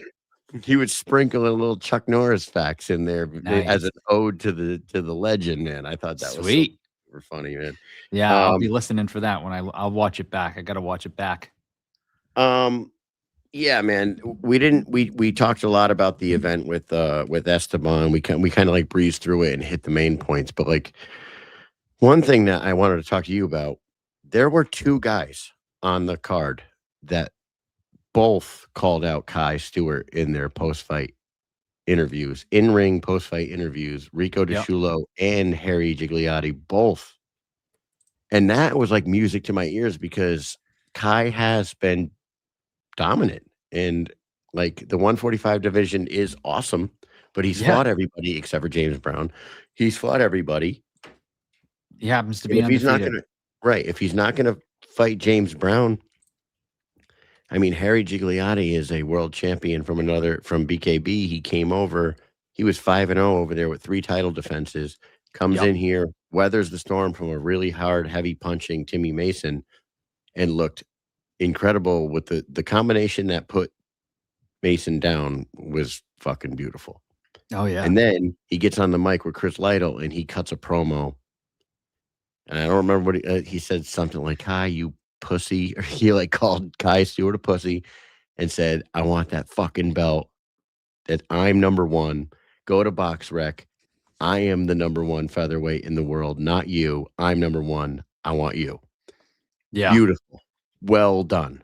Yes. Then Rico goes out there, knocks his opponent down 8 times, cracking him left and right. And he says, "Listen, I'm originally a bantamweight. I shouldn't even be up here at 155. I want to go down to 145, and I want fucking Kai Stewart." I'm like, holy shit, dude. Yeah. Amazing. What do you think about the 2 guys? What do you think about those 2 fighters and the potential of a Kai Stewart, Harry Gigliotti, or a Kai Stewart, Rico DeSciullo fight in the future? What do you think? Well, there's definitely potential for both of them. That's for sure. From both of these fighters' history and their trajectory, where they're going, definitely Rico needs to get in that weight class and keep fighting there, right? Because he'll be there in no time, but he's got to do that, and he'll be right there. And for Gigliotti, I feel like he needs at least one more fight. Now, yeah, he is a champ, was a champ. But I do think he should fight at least one more person. And I think Kai's gonna do the same thing. Kai's gonna be like, I ain't fighting him. Yeah, he's gonna fight somebody else. You know, he got knocked down by Mason. He almost lost the Right. fight. You know how he's gonna look at it. And I do have to put in a caveat about box rec rankings. They're not that great. I'm not saying that he ain't up there, but the box recs Right. lately has become a thing where people are using this, and it's not even lately, it's been for a while. People will go to what, those rankings. Mm-hmm. Doesn't even really have to do completely with it, but it's just because you mentioned it. And I don't know. Since we started covering the sport and I see people talk about rankings all the time, whenever somebody uses box rec rankings, it skeeves me out. But honestly, when anybody the box rec uses rankings are just absolutely atrocious. But be honest though, like anytime he is anybody right uses there. any He is right rankings, anytime anybody uses any rankings, it kind of sucks, Yes. Like they're getting a little better, but the BKFC rankings are getting a little better, but it's like it's still very suspect with a lot of that shit. Yeah. I just thought he did a good job on the mic. I thought that he did, and I would have him fight like Dan Chapman or someone like that for his next fight, because Chapman lost. He lost his last one, but Chapman was 7-0 or 6-0 before he lost that fight, and he was a former BKB champ back in the UK before BYB bought BKB. When it was real BKB over in the UK, Dan Chapman was their undefeated champion over there. You know what I mean? So like, if Dan wanted to get back in the ring and get right back into the conversation of top dudes in the featherweight division, Harry Gigliotti would be a good fight for him. Harry beats Dan. That's a big win for him. Dan beats Harry. He's right back in the conversation, right? That one kind of makes sense. And in the meantime, dude, give James Brown a shot. Kai, give James Brown a shot. He's the one guy in the top 5 division that he hasn't fought. And he hasn't. There's a few though. Oh, and Edgar, there's Nathan Rivera, and there's James Brown. Oh, because the rankings are updated now. So you're right. So Edgar's 1, right? Yes. Nate's 2, James 3. Yep. James is 4. James is 4. Who's 3? Gaffey. That might be the most correct fucking top 5. Well, and here's Who's another thing, because number 5? I see Fight Bet Media, and he says the BKFC rankings are the worst, basically. And from time to time, they are bad, and they have been bad, but they're not as bad as people kind of say they are. From time to time, there are. If you look through, there'll be a fighter in there that doesn't fight for BKFC anymore, right? And that's ridiculous. Or there'll be somebody that who hasn't fought for forever. 2 years or something, and they're still there for some reason. They should not be ranked. Yes, exactly. But if you get down to brass tacks, they aren't that bad once you start looking into it, because a lot of the times, and that we had this conversation, we have some group chats and stuff, and I would like to some point, maybe we do it on the show at some point, and maybe break down the rankings and why some people are aware, because I half agree with them being bad, but on the other side, it's like they're not as far off as you think they are. It's the immediate thought process of this person should be here, but then when you look into it, you realize the person you thought should be there only fought in that weight class 3 times out of the 6 fights that they have. You know what I mean? Their strength of schedule wasn't that great. When you get down to the nitty gritty, it is a little bit different than you would think it would be. And at the same time, when you take multiple people's rankings and you put them together, what you see is what you get. So a lot of people are like, oh, this is bad, this is who should be there. And it's like, well, that's great because you'll have that. But now yours is going to get put up against 7 people and the average is going to show. And it's not ever going to be what you think it's going to be. It's going to be a little bit off of that. But yeah, I do agree that they can be very bad at times for some different reasons, but they're not that far off. There, so the top 5 for featherweight sounds pretty right. Yes. Number 1, Edgar Plaziola. Number 2, Nathan Rivera. Number 3, Nico Gaffey. Number 4, James Brown. Number 5, Brian Duran. That's the top 5. I would say that's pretty accurate. And then if you go to the bantamweight, even though Ibarola just vacated the title, they do have him at number 1. Then it's Reber, Richardson, Nate Maness, and Bradley Taylor. So that it's pretty close to spot on. And 155 welterweight. is pretty spot on too, right? Yes, Bonner, Trout, Soto, Palomino, and Lewis Keane. So they're really not as far off, and they have gotten better over the time. But I think the problem is they were so terrible for so long. Yeah. That it's just now it's like the rankings are just terrible. They're just always going to be known as bad. And it's the same thing with me looking at BoxRec rankings. Every time I think about BoxRec rankings, they were so bad. They were like 10 times worse than BKFC rankings were. And yes, they mix everybody together there too, so it's a bit different, but it was still so bad. And like you said, the rankings just all the way around have been shit for so long that it's hard to give them props. Right. They're not that terrible now that I'm looking at them. It's like they were, like you just said, they were dog shit for a very long time. They were disgusting. These aren't, I mean, these aren't that bad. And and that brings me back, dude. And I don't want to keep harping on because I feel bad that I upset a few people when I didn't mention the 145-pound champ Jessica Borga. But we went in and looked up that division. Yeah. And there is one person that she could fight, Aspen Ladd, who is 1-0. That is it. So when I say that there's nobody there, I'm not fucking bullshit. Okay. So Cheyenne Bentliff is there. She's 1-1, and her loss is to Aspen Ladd. Aspen Ladd has one fight. They have Terry Diamond and fucking Megan O'Neill listed as featherweights. Their weights in that fight, Megan O'Neill was 109 pounds, and fucking Terry Diamond was 107. They are listed as featherweights. They fought at atomweight. All right, they were called strawweights that night. But 109 and 107, no, that's not there. Hannah Rankin got knocked out by her, so that fight's not going to happen. Marisol Ruiz is 0-2, and she's fighting Taylor Starling next, so she's not there. Naja Miljancevic is 0-1. That wouldn't make sense.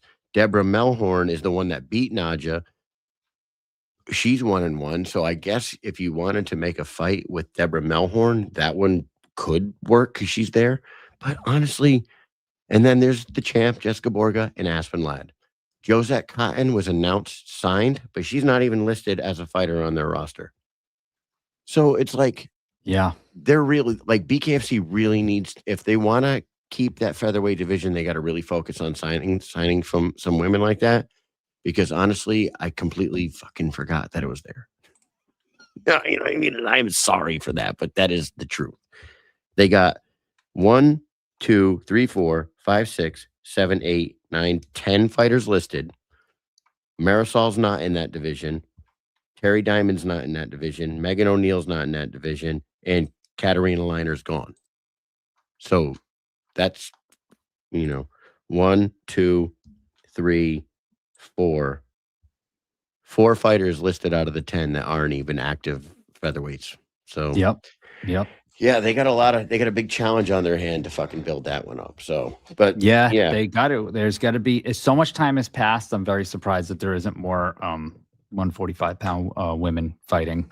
We did have a bantamweight fight on that card the other night, which was nice too. The Sophia Hayes versus Nadia Moreno. Is that her name? Nadia Moreno? The one that won the first fight of the night. And they banged it out, dude. They were two very tough girls. Yeah, that was a good one. Yeah, 135 set the tone for the rest of the night. Those two girls went out there and beat each other up. Nadia Moreno got the unanimous decision over Sophia Hayes, who was watching on Instagram a little while ago. So shout out to her. Going back real quick, because Fight Bet he just said, Brian Duran's top 5, and he hasn't beaten anybody in the top 5. Neither has Nathan Rivera or James Brown. They have not beat anybody in the top 5. So right. They just have a bunch of wins. That's not, you know what I mean? And that's what I'm talking about when you get into nobody has and find out besides Kai Stewart. Haven't. Nico Gaffey beat beat Allen, but Yeah, Brandon Allen's not in the top 5 anymore. he's not Right. anymore, but he was. Right. Yeah. So yeah. All And right. Edgar Plaziola has beat a top 5 competitor in Fox, and Lopez was at some point in his career as well, if you want to count that. But yes, it just isn't part of picking how you get into the top Dude, 5. If that okay. makes, I mean, it depends. You know what I mean? It's just who's in that weight category, right? Who's in the weight division and who they fought so far to get there. When you go and you start looking at all the Dude, fighters that are available to Perdomo. pick, when you pick all the fighters, right? Like when you go through and you look at all their records, most of them have 5 or less fights. Most of them have 3 or less And fights. let me ask this question to Fight Bet Media. Do you have a problem with It's not the year. It was 18 months, I believe. was the right. rule. But does he have an issue with Perdomo being ranked number 1 at heavyweight? Because if he does, Perdomo's fought one guy that's been ranked, and that was Arnold Adams, right? Yeah. That's it. Yeah. He hasn't beaten any, like he beat Arnold Adams. And Arnold Adams, and we love Arnold, but he has been around for a long time, and he's maybe on the tail end of his career. Yeah. So it's like that logic doesn't really work when it's a new sport like this, and like you just said, everyone only has 4 or 5 a lot fights. of people have not a lot of fights. That's A lot of people don't have that's a lot of fights. the major like- issue, I think. Yeah, Actually. right. These guys have to build up a record at least. And Mhm. and yes, Durant hasn't beaten anybody ranked, but he has beaten a lot of people. I mean, Right. if we're basing it off of them fighting ranked guys, then you're not going to have a ranking. You're going to have a Right. couple guys. Yeah, So- there's not going to be many there. So that somebody's got to fill it in, and it's going to go back. It's going to go to record, strength of schedule, and their last run of fights. Right. Have they won 2 to 3 fights in a row? How did they win those fights? So on and so forth. Yeah, it gets it, and that's the thing. You start getting into it. You're going to start seeing like, oh shit. Then you start looking at some of these guys too, and you think they all fought. Oh, look at this guy's in this division. So Oh wait, he only fought he- 2 out of 4. He does think that Perdomo shouldn't be number 1, so Yeah. I can respect that. Well, that's the thing. It's but then you look and it's like who should be there? Right. I'm telling you right now, like the rankings did suck for a very long time. Yeah. But right now, Yeah, I mean, there's always some work to be done. If you go that's in for there, sure. I challenge everybody that is still saying they're still not the greatest, but they're really not that. I challenge everybody to go on there and dissect those rankings a little bit. Look into the people's records that are in those rankings. Look at their and you will- weights. Look at their weights. Look at where they fought, Yeah. and you will learn that they're not too bad right now. So Yeah. And the 1 year cutoff it's not 1 year, it's 18-month cutoff. it was. I thought they Yeah. moved it to 12, but Again? is it back up to 18? I Is don't that what know. it is? I was at 18. Because it was 18. at 18, but it got moved down to 12. But they don't follow that shit at all because Houston Alexander is in the fucking top 5 Yeah, of the yeah, yeah, 205, and Houston Alexander hasn't fought in forever. So, yeah, it is what it is, man. Hey, we had a hell of a show tonight. Doug Coltrane, welcome back. 20 months off. He's got a fucking headline Honolulu, the next BKFC card, and then the card after that is our second guest, Mohawk. I mean, congratulations to both of those guys for the opportunities that they have to headline back-to-back events like that. It's going to be fucking great to watch them. I wish I can get to both of those, Mike, but we can't. You know what I mean? Yeah. I don't And- know. I'm going to go back real quick. I don't know how they could do a 12-month cutoff because champions sometimes don't fight for a year. So were they going to Right. cut the champ from the ranking? So they're going to cut the number Right. one. That doesn't make any sense. It has to be 18. Yeah, it doesn't make any sense. It would but have to be 18. That's what It it can't was. be 12. We were 100% told that it got dropped from 18 to 12, but they would be shooting themselves in the foot, like you just said, because Kai didn't fight for a year. Christine hasn't fought for a year. You know what I mean? Britain hasn't fought for a year. Yeah, it wouldn't make any sense. It wouldn't make So, any sense. Yeah, you'd be cutting top contenders Mhm. or inactivity. Right. Then the rankings are real fucked up. You wouldn't be cutting them. You'd just be taking them out of the rankings. That's Well, yeah, I mean, you're that would not be cutting cutting them them from out the of roster. You're just No, taking from them the out of rankings. Yeah. They're still active fighters, but they're not very active. Yeah. It would be messed up. I don't think they could go by that rule. And I don't think they ever have. The Cali boys are saying, have a great night, everyone. I want to ask, I mean, you boys are going to the Palm Desert event, right? Before you leave, Yeah. give us a thumbs up. Oh, of course they're going. They're definitely going. I think they already said they were going, actually. They are going. Man, I kind of want to try to get to an event. We're gonna fucking talk about that shit. I miss those Cali boys. Let's go, boy. Shout out, let's go, boy. Anyways. Yep. Thank you to Doug. Thank you to Esteban. You guys were great guests tonight. Thanks for recapping the show with us. Mike, the event, like I said, was a top 5 event, right? You would agree with that. Everybody that didn't watch it should go back. Awesome. Go back on the app or go. It's on the app. It's on DAZN. Go back, watch it. Unbelievable. Couldn't have been a better night in Mohegan Sun. And I said it that night, if they're coming back in the summer, they're looking towards like the back half of the summer to come back to Mohegan Sun. If Parker's good by then and Rico's good by then, Rico turns out he didn't break either one of his hands, which is great. He thought he broke both his hands that night when we talked to him, but no breaks. They're just really fucking beat up. But if they put Parker, Rico, Gary Boletto, bring back Slippery Pete Barrett, throw Cito on there, throw Alexandra Ballou on there. If they throw all these local New England fighters on that, they will sell 8,000 tickets in that fucking arena. If they open up more of the arena and really sell that fucker out, I'm telling you guys, if you would have saw that place the other night, yeah, it was crazy. Yeah, it was crazy. And I think if they bring back all those local favorites that are from Massachusetts and Rhode Island and Connecticut, throw them on there, bring back Guilherme Viana too, it's like they could sell every single seat in that place and all the fucking VIP boxes for sure. Fantastic, dude.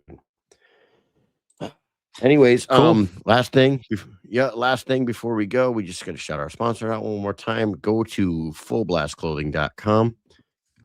Check out their whole clothing line with the t-shirts and the hats and the hoodies. They are a clothing brand for the fighters and the fight fans. Take life by the balls, go full blast, and go follow them over there at Instagram at Full Blast Clothing on Instagram as well. And we got work tomorrow morning, Mike, and we got fucking Easter weekend. Any big plans? Easter, baby. Yep, having the family over, Easter egg hunts, and is it at your house? And food. Oh yeah, yep. Hosting Easter. You host Italian Easter? Food. I am this year. There you go. Yep. Oh. Nice. I'm going over to my brother's. I don't know what we're doing. Probably gonna play some cards, eat some food, and fucking shoot some guns, all of our kids are grown now, so like, shoot some guns. Maybe who knows? It's probably gonna be a lot of sitting around just bullshitting, to be honest with you, because our kids are kind of grown. Like you just said, you got Easter egg hunts and fun stuff like that. Oh yeah, we're past that. It's kind of sad. We're past all that shit. So yeah, happens fast. Sad. All right. Well, we still have a gigantic bunny that comes and brings candy to us. There's a gigantic bunny that breaks into the house and leaves candy and eggs everywhere. Yes. They still come to my house. Yeah, they still do it. Awesome, man. Well, you have yourself a great night, people. Thank you so much for tuning in. I had a blast tonight, and we will see you next week. Mike, do you have anything else for the people? Peace.